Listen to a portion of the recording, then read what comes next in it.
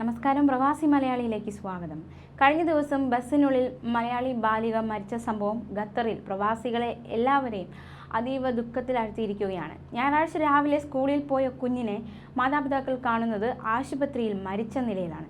കാരണം സ്കൂൾ ജീവനക്കാരുടെ അനാസ്ഥയെന്ന് വിദ്യാഭ്യാസ മന്ത്രാലയവും പറഞ്ഞിരിക്കുകയാണ്. കിൻഡർ ഗാർഡൻ അടച്ചുപൂട്ടി. സ്കൂൾ ജീവനക്കാരുടെ അനാസ്ഥയാണ് 4 വയസ്സുകാരിയായ മിൻസ മറിയം ജേക്കബ് മരിക്കാൻ ഇടയായതെന്ന് അന്വേഷണത്തിൽ തെളിഞ്ഞതായി മന്ത്രാലയം അറിയിച്ചു. കുറ്റക്കാർക്കെതിരെ കടുത്ത ശിക്ഷാ നടപടികൾ സ്വീകരിക്കുമെന്നും അധികൃതർ വ്യക്തമാക്കി. അതേസമയം മലയാളി വിദ്യാർത്ഥിയുടെ മരണത്തെ തുടർന്ന് സ്പ്രിംഗ് ഫീൽഡ് ഇന്റർനാഷണൽ സ്കൂൾ സർക്കാർ അടച്ചുപൂട്ടി. 4 വയസ്സുകാരിയുടെ മരണത്തിൽ സ്കൂൾ ജീവനക്കാർക്ക് വീഴ്ച പറ്റിയെന്ന് അന്വേഷണത്തിൽ കണ്ടെത്തിയതിനെ തുടർന്നാണ് നടപടി സ്വീകരിച്ചത്. ഏറ്റവും കടുത്ത ശിക്ഷ തന്നെ നൽകുന്നതായി വിദ്യാഭ്യാസ മന്ത്രാലയം ട്വിറ്ററിലൂടെ വ്യക്തമാക്കി.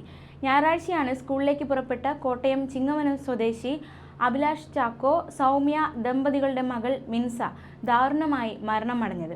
കുട്ടി ബസ്സിലിരുന്ന് ഉറങ്ങുന്നത് ശ്രദ്ധിക്കാതെ മറ്റു കുട്ടികളെ സ്കൂളിൽ ഇറക്കിയ ശേഷം ജീവനക്കാർ ബസ് ലോക്ക് ചെയ്യുകയായിരുന്നു. തിരികെ 11:30 ബസ് എടുക്കാൻ വന്നപ്പോഴാണ് ബസ്സിനുള്ളിൽ മിൻസയെ മരിച്ച നിലയിൽ കണ്ടെത്തിയത്. കനത്ത ചൂടിൽ അടച്ചിട്ട വാഹനത്തിൽ മണിക്കൂറുകളോളം കഴിയേണ്ടി വന്നതാണ് മിൻസയുടെ ജീവൻ പൊലിയാൻ കാരണമായത്. ഉച്ചയ്ക്ക് കുട്ടികളെ വീട്ടിലെത്തിക്കാൻ ബസ് എടുത്തപ്പോഴായിരുന്നു മിൻസയെ ബസ്സിനുള്ളിൽ അബോധാവസ്ഥയിൽ കാണുന്നത്. ആശുപത്രിയിൽ എത്തിച്ചെങ്കിലും ജീവൻ രക്ഷിക്കാനായില്ല. മിൻസയുടെ മൃതദേഹം ഇന്ന് നാട്ടിലേക്ക് കൊണ്ടുപോയി. മൃതദേഹം ഇന്ന് ഖത്തറിൽ പൊതുദർശനത്തിന് വച്ചിരുന്നു.